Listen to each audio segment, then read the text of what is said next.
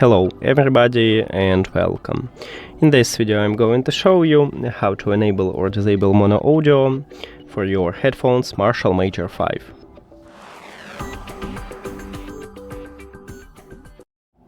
So firstly I will show you how to enable it on your iPhone and then on Android device.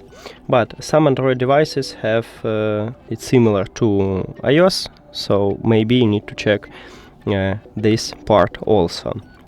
Now on your iPhone, open settings and you need to scroll down and find accessibility. It's located under the general settings. Click on it and then scroll down again. And in the hearing we have audio and visual.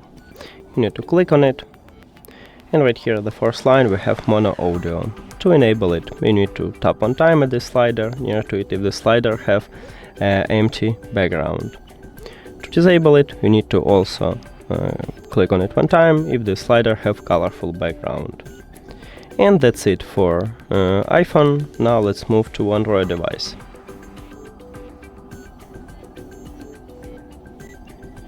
On your Android, open settings and you need to scroll down and find accessibility.